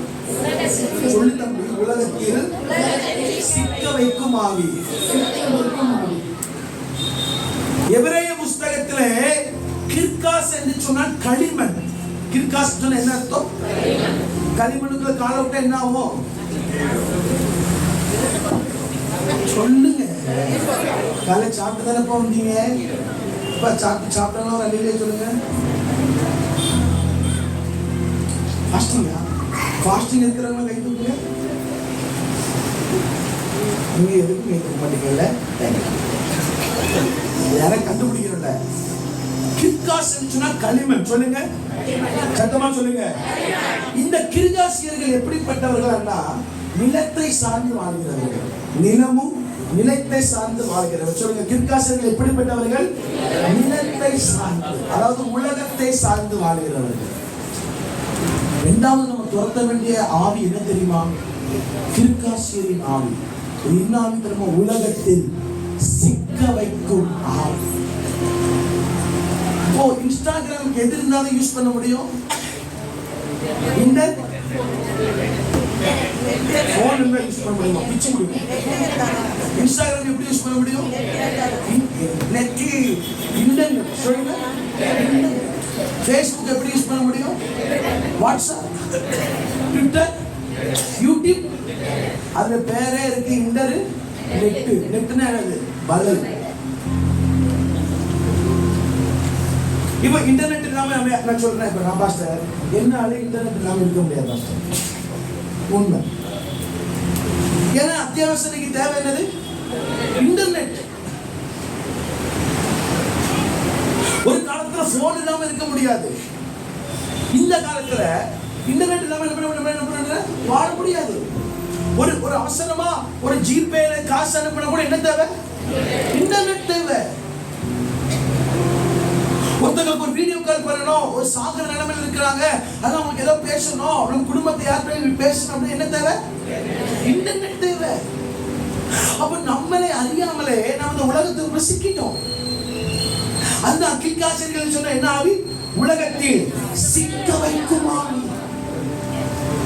இந்த கிர்காசியர்கள் உலகத்தை சார்ந்து மாத்திரம் தான் இருப்பார்கள். இவருடைய தொழிலே விவசாயம் தான். உலகத்தை சார்ந்து, உலகத்தை சார்ந்து, உலகத்தை சார்ந்து. அதான் கிர்காஸ் என்று சொன்னால் களிமண். நம்ம எந்த காரியத்திலும் சிக்கிற கூடாது. நான் சொல்றேன், நெட் நமக்கு தேவை. அதுக்கு நம்ம நெட்டுக்கு என்ன பண்ணிட கூடாது? அடிமையா இருக்க கூடாது. ஒரு காலத்துல கரண்ட் கட்டு, நீங்க ஃபுல் டே கரண்ட் கட்டினா வீட்டுல அம்மா என்ன பண்ணுவாங்க தெரியுமா? நேரா போய் குழம்புக்கு தேவையான மசாலாவா இருப்பாங்க. நீங்க அம்மா மாதிரி தானே, ஏன் உண்மை பாக்குறீங்க? பெண்கள் எல்லாம் கை தூக்குங்க. ரொம்ப கஷ்டம். ஏக்கா, ஒரு காலத்துல உங்க வீட்டுல கரண்ட் கட்டு அப்படின்னா கஷ்டமா. கரண்ட் கட்டா நீங்க ஃபர்ஸ்ட் என்ன பண்ணுவீங்க? 9 மணிக்கே போய் தேங்காய் எல்லாத்தையும் என்ன பண்ணுவீங்க? மிக்சில வச்சு அரைச்சு. இன்னைக்கு கரண்ட் கட்டினா நேர லேப்டாப்புக்கு சார்ஜ் போடு, பவர் பேங்க் சார்ஜ் போடு, எல்லாத்துக்கும் சார்ஜ் போட்டு ஃபில் பண்ணா. அப்போ என்னன்னா இந்த உலகத்துல நம்ம என்ன பண்ணிட்டோம்? சிக்கிட்டோம்.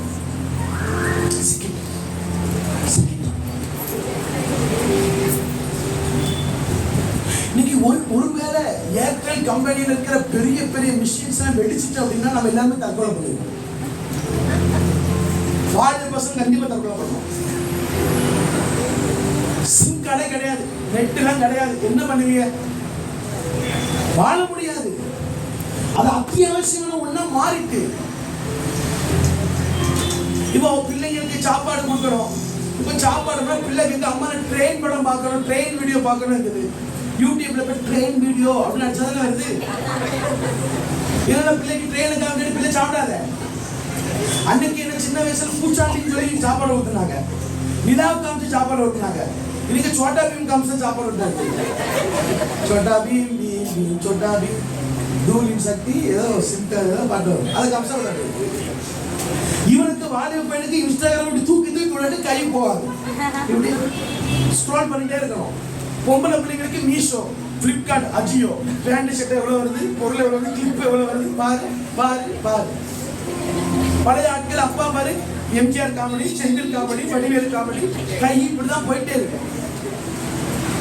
ஆவிக்குரிய கிறிஸ்தவனுக்கு இந்த பாஷை செய்தி வேண்டாம், அடுத்த பாஷை செய்தி எல்லாமே இருக்கு. இன்டர்நெட்ல தான் நம்ம பார்க்கிறோம். நேரம் சொல்ற உலகத்துக்கு நம்ம சிக்கிய கூட ஆமென் சொல்லுங்க. நான் வேகமா சொல்லி முடிக்கிறேன், பாஸ்டர் அடித்து விடுவார். அடுத்து மூணாவது யார் நம்ம துரத்தணும்? எமோரியர். சொல்லுங்க, சத்தமா சொல்லுங்க. எமோரியர் என்று சொன்னாலே பெருமை மற்றும் ஆணவத்தின் ஆவி. என்ன ஆவி? பெருமை. எந்த பாவத்தை செஞ்சா கூட கர்த்தர் எதிர்த்து நிற்க மாட்டாராம். ஆனா பெருமை உள்ளவனுக்கு கர்த்தர் எதிர்த்து நிற்கிறார். பெருமை வந்துடக்கூடாது. பக்கத்துல கையை பிடிச்சு சொல்லுங்க, பெருமை வந்துடக்கூடாது. அல்லேலூயா. அவன் கூட என் நண்பனும் ஒரு ஊழியம் பண்றான். அவன் வந்து மீட்டிங்லாம் வெளியே போக மாட்டான். எப்பமாவது அவன் கர்த்தரை உருவாக்குகிறார். அவன் என்ன சொல்லுவான், உனக்கு என்னப்பா தினந்தோறும் மீட்டிங்கு, தினந்தோறும் ஜாலியா சுத்திட்டே இருக்கிற. அப்ப நான் சொன்னேன், மேய்க்கிறது எருமை, இதுக்கு என்ன பெருமை? நம்மள எருமை மாடு மீது உட்கார்ந்து இருக்கிறோம். எத்தனை சத்தியத்தை சொன்னாலும் கேட்கவா தெரிய. பழைய குரடி கதவை திரை. பாஸ்டர்ஸ் சீக்கிரம் செத்து போக நீங்க தான் காரணம், நீங்க தான் காரணம். உண்மை. வீட்டுக்கு வந்தா சீனியை அள்ளி போட்டு டீ கொடுத்து அவருக்கு சுகர் வியாதி. உடனே எங்க பாஸ்டர் போய் சுகர் வியாதி கொண்டு வந்த ஆவி போ, ஏன் நீ தான் போகணும் வெளியே.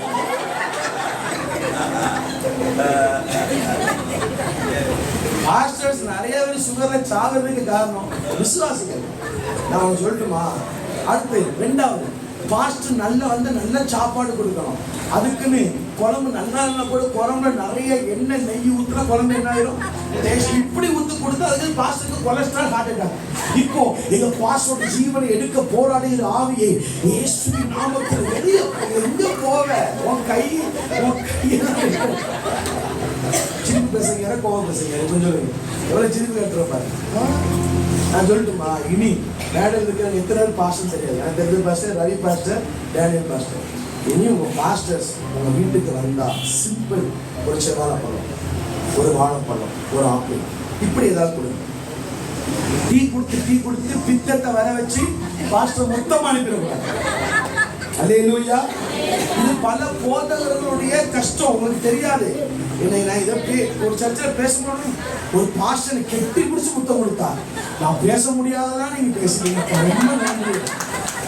ஆமா பாஸ்டர்மா, இப்போ நம்ம ஒரு வீட்டில் சாப்பிடுவோம், இன்னொரு வீட்டில் சாப்பிட்டு அவங்க என்ன சொல்லுவாங்க, அவன் வீட்டில் பணம் இருக்கு அதனால பாஸ்டர் அங்கே சாப்பிடும், நம்ம வீட்டில் சாப்பிடுவாங்க, நம்ம இந்த ஓலை வீட்டில் இருக்கோம், நம்ம வீட்டில். அதனால இனி உங்க pastor no tea no coffee என்ன பண்ணணும்? ஒரு ஆப்பிள் பழம் வெட்டணும். பழம் சாப்பிட்டு செத்து போக மாட்டோம். ஆமென் சொல்லுங்க. ஒரு ஆப்பிள் பழம், அது ஒரு செவ்வாழை பழம், நல்ல ஒரு தண்ணி, சூடான தண்ணியோ ஹாட் வாட்டரோ கூல் வாட்டரோ கொடுத்து தேங்க்ஸ் பண்ணி காணிக்கை கொடுத்து அனுப்பிடணும். நீங்க சாப்பிட்டு தான் போகணும். வேண்டாம். எத்தனை நாள் உங்க வீட்டுல சாப்பிட்டு வெளியில கையை விட்டு வாந்தி பண்ணிருக்கோம் தெரியுமா?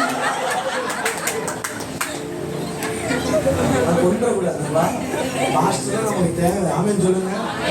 ஆமா பாஸ்டர், இன்னும் 30 பேர் பாஸ்டர்ஸ் ரொம்ப கனப்படுறேன். பைபிள் இருக்கிறது கஷ்டமான ஊழியம் இந்த பாஸ்டர் ஊழியம். எனக்கு ஆண்டவர் நல்லவர் இந்த ஊழியத்தை தரல. எனக்கு இந்த ஊழியத்தை தந்திருந்தாருன்னா என் விசுவாசிகள் எல்லாத்தையும் ஃபேன்ல தொங்க விட்டு இவன் தரல. நல்லது எனக்கு வந்த ஒரு நாளைக்கே உங்களை பிடிச்சி இன்னும் வைரேனே வார வாரம் நீங்க வரணும்னா வருவிய. இன்னும் போதகர் தன்னுடைய திருச்சபையில வந்த பக்தர்களை ஃபேனில் தூக்கலை தொங்க விட்டார். இன்னும் போதகர் மாயம் மறைந்து போதுவிட்டார். அதெல்லாம் பிராக்கெட்ல ஒரு IPL போதகர் என்பது குறிப்பிடத்தக்கதை போட்டுருவாங்க. இல்ல நான் சொல்றேன், நம்ம போதகர்களை பத்திரமா பாக்குறது நம்ம மேல விழுந்துருக்கோம். ஆமென் சொல்லுங்க. கஸ்ம பாடத்துல எல்லாத்தையும் உண்மையா இருக்கணும்பா. அது பெரிய ஆசீர்வாதம், பெரிய ஆசீர்வாதம். கொடுக்கறதுல சோர்ந்து முகம் சுழிச்சிடவே கூடாது. ஆமென் சொல்லுங்க. கொடுங்கள் உங்களுக்கு எப்படி அமுக்கி குலுக்கி. கொடுத்தது 5, கிடைக்கிறது 5000. கொடுக்கறது திருச்சபை. நான் ஆசிரியர், நான் காணிக்க பிரசங்கர் கிடையாது. நான் பிரசங்கத்துல வந்தேன் அப்படி சொல்றேன். மணி ஏன் டைமை தாண்டி போயிட்டு இருக்குது. கர்த்தர் உங்களை ஆசீர்வதிப்பாரு. ஆமென் சொல்லுங்க. சொல்லுங்க. எமோரியர் என்று சொன்னால் பெருமையின் ஆவி. சொல்லுங்க. எமோர் என்று சொன்னாலே தன்னை பற்றி பெருமையா பேசுவாங்க. ஒரு சிலரை பார்த்தீங்கன்னா தன்னை பற்றி பெருமையா பேசிட்டே இருப்பாங்க. நான் அப்படி, நான் இப்படி, நேற்று அங்க போனேன், அது அங்க போய் சாப்பிட்டேன். பெருமை உள்ளவனுக்கு தேவன் எதிர்த்து நிற்கிறார். அல்லேலூயா. தேவன் சொல்லுகிறது யாக்கோபு 4:6, அவர் அதிகமான கிருபை அளிக்கிறார். ஆகவே தேவன் பெருமை உள்ளவர்களுக்கு எதிர்த்து நிற்கிறார், தாழ்மை உள்ளவர்களுக்கோ கிருபை அளிக்கிறார். ஆமென் சொல்லுங்க. உங்களை எவ்வளவு தாழ்த்த முடியுமோ தாழ்த்தீங்க, கிருபை பெருகும். ஆமென் சொல்லுங்க. இதை நீங்க கீழே உட்காராச்சா எவ்வளவு தாழ்த்த முடியுமோ. இயேசு பாருங்க தாழ்மையின் ரூபம் தரித்தார். எந்த ரூபம் தரித்தாரா? சரியாப்பா. 4வது முடிச்சிருவோம். 4வது எந்த ஆவியை துரத்தணும் அப்படின்னு கேட்டா சொல்லுங்க ஜெத்தமா. கானானியர்கள் என்று சொன்னா பிராக்கெட்ல போட்டுக்கோங்க. வணிகம் மற்றும் பேராசையின் ஆவிகள். கானானியர்கள் சொல்லுங்க. வணிகம் மற்றும் சத்தமா சொல்லுங்க. கானான் என்ற சொல்லுக்கு அர்த்தம் என்ன தெரியுமா? வணிகம் மற்றும் சந்தை மக்கள் அர்த்தம். என்ன அர்த்தம்? என்ன மக்கள்? சத்தமா சொல்லுங்கப்பா. சத்தமா சொல்லுங்க. சந்தை மக்கள். கானான் என்று சொன்னாலே அது ஒரு பெரிய பிசினஸ் பீப்புள். பேராசை. ஆண்டவர் நமக்கு இன்னைக்கு 500 ரூபாய் தான் தேவைன்னா 500 ரூபாய் தான் தருவார். அதற்கு மேலேயும் தரமாட்டார், அதற்கு கீழேயும் தரமாட்டார். ஆமென் சொல்லுங்க. இதுதான் பியூர் பிளெஸிங். இப்போ அப்ப இல்ல பிரதர், ஆபிரகாம் மட்டும் ஆண்டவர் அப்படி ஆசீர்வதிச்சார். ஆண்டவர் எப்ப தெரியுமா மைண்ட மாத்தினார்? இளையகுமார் கேட்டதெல்லாம் கொடுத்தார். இளையகுமார் அப்படியே போயிட்டார். அன்னையோட சரி, இதுகளுக்கு மொத்தமா கொடுக்கவே மாட்டேன். அன்னைக்கு என்ன தேவையோ, மாசம் மாப்பிள்ள 10,000 ரூபாய் சம்பளம் வாங்குறதுக்கு நீ இந்த சீன் போடுற. இதே கட்ட மாப்பிள்ள 10 லட்சம் ரூபாய் வாங்குற மாதிரி தந்தா நீ சர்ச்சுக்கு வர மாட்டீங்க. இளையகுமாரன் கேட்டோம். அப்பா என்ன பண்ணிட்டார்? எல்லாத்தையும் கொடுத்தவன் என்ன பண்ணிட்டான்? தூக்கி வச்சுட்டு பான்னு போயிட்டான். மாப்பிள்ள வாங்குற 20,000 சம்பளத்துக்கு கரெக்டா சர்ச்சு 8:30க்கு முன்னால வர முடியல. சாக்கு போக்கு. மாப்பிள்ளைக்கு சமையல் பண்ணி கொடுத்துட்டு வந்தாங்க. ஆண்டவர் என்ன தெரியுமா? மொத்தமா கொடுக்கவே மாட்டார். உனக்கு என்னைக்கு 10,000 ரூபாய் தேவையா? கரெக்டா 10,000 ரூபாய் தருவார். கூட்டியும் தர மாட்டா, குறைச்சி தர மாட்டா. உங்க வீட்டுல நிறைய சோறு இருக்கு, அது உங்க பிள்ளை வாயில குத்தி வச்சு குத்தி உள்ளே இருக்கீங்களா? என் வீட்டுல நிறைய சோறு இருந்தாலும் என் பிள்ளை 2 இட்லி தான் சாப்பிடணும், 2 இட்லி தான் என்ன பண்ணுவேன்? கொடுப்பேன். அதுக்கு மேல கொடுத்தாலும் பிரச்சனை, அதுக்கு கீழே கொடுத்தாலும். அதான் தாவீது சொல்ற, கர்த்தரின் மேய்ப்பன் ஆடுகளுக்கு எவ்வளவு சாப்பாடு, எவ்வளவு ஃபுட்டு, எவ்வளவு பச்சைப்புள்ள தேவையோ அவள் நேரம் மேய்க்க விட்டு பத்திட்டு வந்துடுவார்.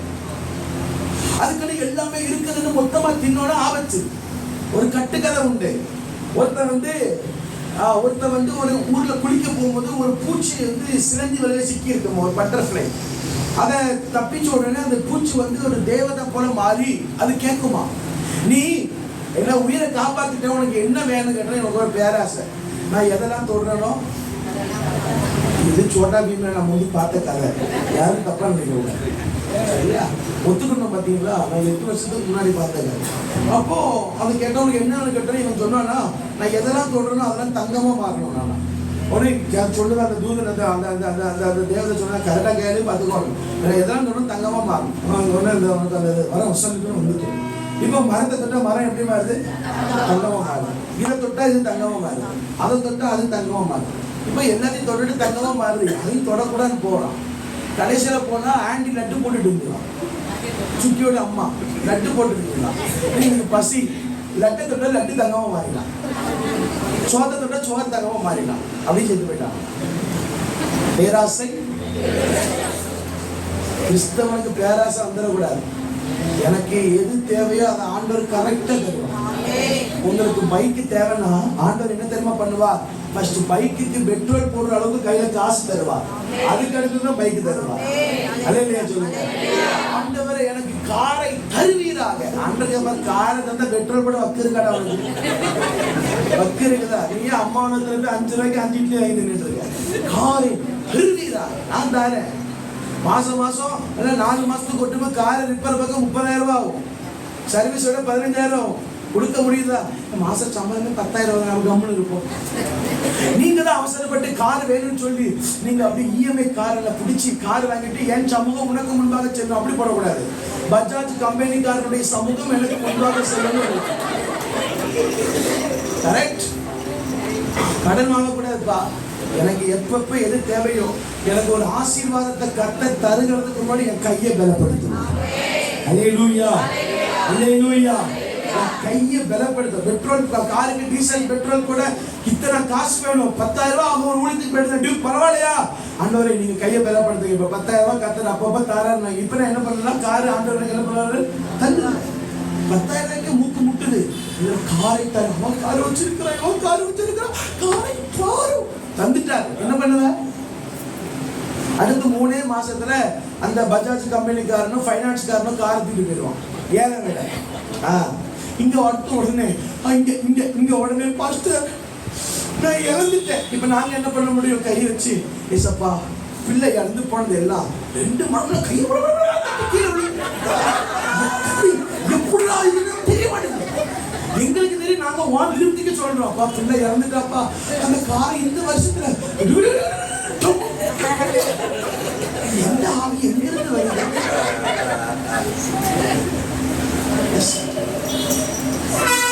இந்த கானானியர்களுடைய ஆவி நமக்கு வந்துவிடக்கூடாது. ஆமீன் சொல்லுங்க. அதான் வேதாகமத்தில் மத்தேயு 6வது அதிகாரம் 24வது வசனம் விதமாக சொல்லுகிறது. தேவனுக்கும் உலக பொருளுக்கும் ஊழியம் செய்ய உங்களால் கூடாது. கானானியர்கள் உலகத்தை சார்ந்தவர்கள், உலக பொருட்களை சார்ந்தவர்கள், பேராசைகள். அதான் தேவனுக்கும் உலகத்திற்கும் சொல்லலாங்க. உலக சத்தமா சொல்லுங்க தங்கச்சி. தேவனுக்கும் உலக பொருளுக்கும் என்ன பண்ண முடியாது? கூடாது. அப்போ 4வது எந்த ஆவியை துரத்தணும்? கானானி ஆவி, வணிகம் மற்றும் பேராசை ஆவி. 5வது இன்னும் 2 தான் இருக்கு, முடிச்சிருவோம். 5வது யாரை துரத்தணும்பா? பெரிசியர். சொல்லுங்க, சொல்லுங்க. ஒழுங்கு இல்லாத கட்டுப்பாடற்ற ஆவி. சொல்லுங்க, ஒழுங்கு இல்லாத கட்டுப்பாடற்ற ஆவி. பெரிசி அப்படின்னா என்ன அர்த்தம் தெரியுமா? சுவர் இல்லாத மக்கள். சொல்லுங்க, சத்தமா சொல்லுங்க. இப்போ உங்க வீட்டுல சுவர் இல்லை, எல்லாரும் வந்துட்டு போவான். களவாணியும் வருவான், பிச்சைக்காரனும் வருவான், பாம்பு வரும், பன்னியும் வரும், நாயும் வரும், எல்லாம் வரும். சுவர் ஒரு வீடுனா அதுல என்ன இருக்கிறது? ஒழுங்கு. சுவர் இருப்பது ஒழுங்கு. ஆனா பெர்சி என்று சொன்ன அர்த்தம் சுவர் இல்லாத மக்கள். சுவர் தான் நம்ம வீட்டுக்கு என்னது? பாதுகாப்பு. இப்ப வீட்டுல இருக்கீங்களா, காட்டுல படுத்திருக்கீங்களா, ரோட்ல படுத்திருக்கீங்களா? அதை கன்ஃபார்ம் பண்ணிக்கிறேன். இருக்கீங்க, வாய் திறந்து பேசுங்க. பெர்சி என்று சொன்னா சுவர் இல்லாத மக்கள். ஒரு வீடு கட்டினாங்க, அந்த வீட்டுக்கு எது பாதுகாப்பு? சுவர். நான் சுவரே கட்ட மாட்டேன் தம்பி, அந்த இந்த லேண்ட் தான் எனக்கு, இந்த கிரவுண்ட் தான் என் சொந்த இடம், கீழே படுத்து தூங்க போற அப்படின்னா நீ ஒழுக்கம் இல்லாதவன். ஆண்டவர் ஒழுக்கம் இருந்தாதான் நம்மளை ஆசீர்வதிப்பார். இப்போ 5 அப்பத்துல 2 மீன் ஆண்டவருக்கு எத்தனை பேருக்கு போஷிக்கலாம்? 5000 பேருக்கு போஷிக்கிறதுக்கு முன்னாடி சீசர்களை கூப்பிட்டு சொல்றாங்க, நீங்க எல்லாத்தையும் எப்படி உட்கார வைங்க? 50 உட்கார வைங்க. அப்பதான் என்ன பண்ணுவேன்? சோறு போடுவேன். ஒழுக்கம் இல்லாத இடத்துல கர்த்தர் ஒருத்தனை ஆசீர்வதிக்க முடியாது. நாம துரத்த வேண்டிய ஆவி ஒழுக்கமற்ற ஆவிகளை நம்முடைய வீட்டிலிருந்து துரத்த வேண்டும். ஆமென் சொல்லுங்க. உங்க வீட்டை பார்த்தே உன் ஆவிக்குரிய ஜீவி எப்படி இருக்குன்னு ஈஸியா கண்டுபிடிக்கலாம். உன் வீட்டு பாருங்க, இந்த கேரல் ரவுண்டு வாராங்க, கொட்டடிக்கிற சத்தம் கேட்டுனாலே பழைய துணிகள் மேல புதிய துணிகள் விரிச்சு குப்பையை எல்லாத்தையும் கட்டிலுக்கு கீழே தள்ளி ஓடி மறைச்சு வீடு பலபலன்னு இருக்கும். பையன் கேரள வந்து பாப்பாங்க, நீ நம்ம விட எப்படிடா எப்படிமா? சும்மா சும்மா பழைய துணி எல்லாத்தையும் திரிச்சு வாஷிங் மிஷின் எல்லாத்துக்கும் திரிச்சு வைக்கிட்டு நீங்க வீட்டை குப்பையா வச்சிருந்தீங்க. அழுக்கு துணி நாற்றம் இருக்கு, பாத்ரூம கழுவுறது இல்ல, வீட்டை ஒயிட் வாஷ் பண்றது இல்ல, வீட்டுல இருக்கிற எல்லாத்தையும் துடைக்கிறது இல்லைன்னா உங்க வீட்டிற்குள்ளே கர்த்தர் உலாவ மாட்டார். No chance, no chance. அக்காம சொல்லிட்டு இப்படிலாம் அந்த பையன் போட்டு கொடுக்குறான், என்ன கேள்வி கேட்கறான்னு தெரியல. ஆண்கள் பண்ண முடியாது. நீங்க தான் உங்க குடும்பத்தை கட்டி காப்பாற்றணும். வீட்டுக்குள்ள 10 நாளுக்கு மேல நீ துணி துவைக்காம வச்சிருந்தாலும் பேய் வந்துடும், அடைஞ்சிடும். கர்த்தர் உலாவுகிற இடம் பரிசுத்தமா இருக்கும். அவர் பரிசுத்தம் உள்ள இடத்திலே மாத்திரம் தான் உலாவுவார். அல்லேலூயா. ஒழுக்கம் இல்லாத ஆவி வீட்டுக்குள்ள ஒழுக்கமே இருக்காது. இத்தனை மணிக்கு சாப்பிடணும், ஒழுக்கப்படுத்துங்க. இவ்வளவு நேரம் ஜெபிக்கணும், ஒழுங்குபடுத்துங்க. சபையில ஒழுக்கம், வீட்டுக்குள்ள ஒழுக்கம். ஸ்கூலுக்கு போகணும்னா ஸ்கூலுக்கு ஒரு ஒழுக்கம் இருக்குல்ல. ஸ்கூலுக்கு போகும்போது இவனுக்கு எவ்வளவு புக்கு இல்லாம போவானுங்களா? சபையின் ஒழுக்கம் இருக்கு, சபைக்கு ஒரு ஒழுக்கம் இருக்குது. ஸ்கூலுக்கு போகும்போது 9 மணி பஸ்ஸுக்கு 9:05 ஏறி விடுவீங்களா? இங்க இருந்து 4 மணிக்கு 3 மணிக்கு வந்தே பாரத்து திருநெல்வேலிக்கு கிளம்புது.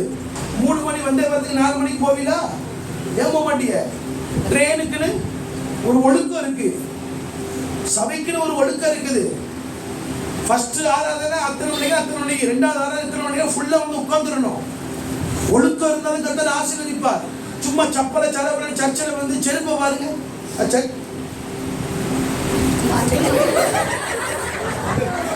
செருப்புக்கு ஒரு ஸ்டாண்ட் அடிங்க. ஒருத்தங்க ஸ்பான்சர் பண்ணுங்க. யார் செருப்பு ஸ்டாண்ட் ஸ்பான்சர் பண்ணுவாங்க? கை தூக்கும், உங்களை கர்த்தர் ஆசீர்வதிப்பார். ஒரு பேர் இருக்க மாட்டேங்க. ஸ்பான்சர் 2000 3000 தான் வரும். அந்த கம்பி வாங்கி அடிச்சா அடிங்க, வைங்க, செருப்புனா வரிசையா வைங்க. ஒழுக்கம், ஒழுக்கம். எல்லாத்தையும் பாஸ்டர் பார்க்கணும், பாஸ்டர் உங்களை எதுக்கு பெத்து போட்டுருக்கு? ஆவிக்கிற வாங்கிக்கல வந்து இங்க வார்த்தையை தின்னுட்டு குப்பை அடிச்சு தூங்கிட்டு இருக்குது. வீட்டில் போய் சர்ச்சை கிளீன் பண்ணுங்க. இது வாடகை பில்டிங், அது வாடகை பில்டிங் தானே, சரி பரவாயில்ல. எத்தனை ஆம்புலன்ஸ்கள் இருக்கிறீங்க? ஒரு 1 கிலோ சிமெண்ட் வாங்கி மேலே அடைச்சிக்கலாம்ல. அங்க ஒரு ஃபேன் இல்ல, ஒருத்தவங்க ஸ்பான்சர் பண்ணி ஃபேன் வாங்கி போடலாம்ல. ஒழுங்குபடுத்துங்க. எல்லாத்தையும் பாஸ்டர் பண்ண அவர் உங்களுக்காக கிரவுண்ட் வர வேலை பார்ப்பாரா? அங்க ஃபேன் இல்ல, எத்தனை பேர் சம்பளம் இல்லாங்க. ஒரு 2000 ரூபாய் கொடுத்து அமேசான்ல 1500 ரூபாய்க்கு ஃபேன் போட்டுருக்கான். ஒரு ஃபேன் வாங்கி அதில் போட என்ன கறி வலிக்கு? சர்ச்சை ஒழுங்குபடுத்த முடியல. இதே நம்ம வீட்டில் ஒரு ஃபேன் எல்லாம் விடுவோமா? பாருங்க, சின்ன பிள்ளைங்க அதுல ஏதாவது வேற ஏதாவது டம்முன்னு கீழே வந்து மண்டை உடஞ்சிடும். அதுக்கடுத்து நம்ம சர்ச்சை நடத்தவங்க சர்டிஃபிகேட் கேன்சல் பண்ணிடுவாங்க. எத்தனை பேர் இருக்கிறீங்க? புது வருஷம் வந்தது, டக்குன்னு ஸ்கூல் லீவ் தான், டக்குன்னு ஏறி ஒரு கொத்தனாருக்கு கையாளுக்கு 500 ரூபாய் கொடுத்தா சிமெண்ட் வச்சு ஜம்முன்னு அடைச்சு விட்டு போயிடுவான். அந்த துணி, அந்த அரக்கு துணியில எத்தனை வருஷம் ஆச்சு துவச்சு பாருங்க. அழுக்கா இருக்காரு, அக்கா இருக்கா, அது எவ்வளவு அழுக்கா இருக்கு. எத்தனை பொம்பளை இருக்கு, வாஷிங் மிஷின் இருக்கு.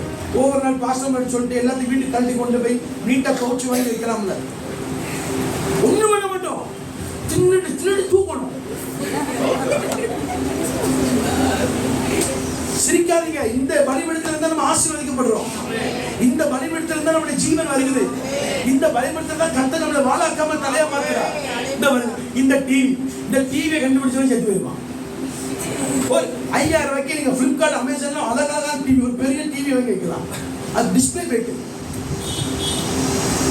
சபை தேவனுடைய வீடு, தேவன் வாசம் பண்ணுகிற ஸ்தலம்.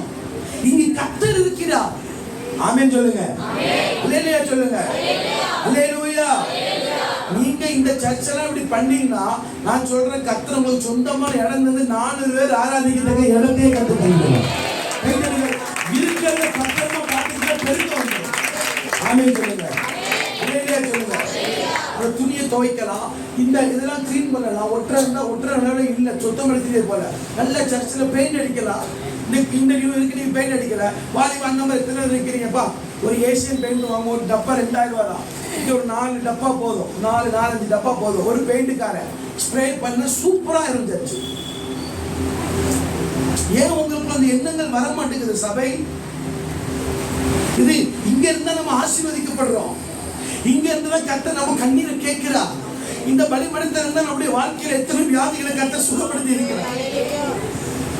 நான் வீட்டுல நல்லா சுகபோகமா இருந்து சர்ச்சை நான் கவனிக்காம இருந்தேன். என்ன காரணம் சொல்ல மாட்டேங்க பாருங்க. ஆமென். அல்லேலூயா.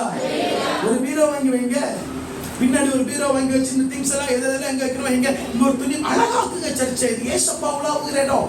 இது வாடகை இருந்தாலும் இடமா இருந்தாலும் பரவாயில்ல, இதை நீங்க ஜம்முன்னு வைக்கும் போது கர்த்தர் சொந்த இடத்துக்கு வந்துடுவான்.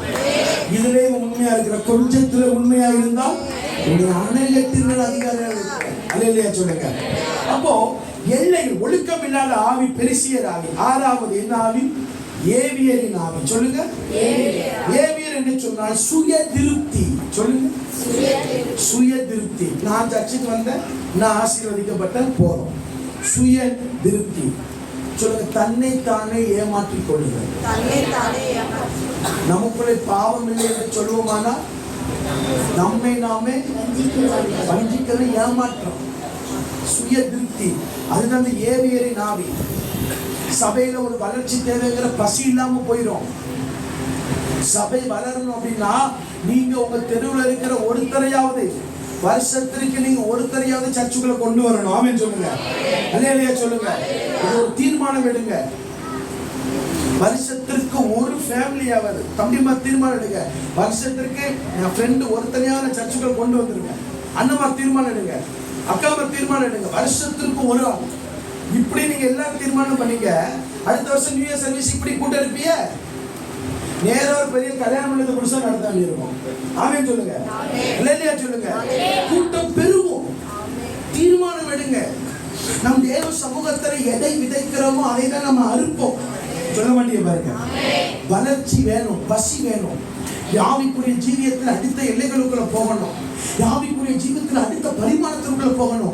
இன்னைக்கு 1 மணி நேரம் ஜெபம் பண்ணா, நாளைக்கு 1 மணி நேரம் 1 நிமிஷம் ஜெபிக்கிறோம், அடுத்த நாள் 1 மணி நேரம் 2 நிமிஷம் ஜெபிக்கிறோம். வளர்ச்சி.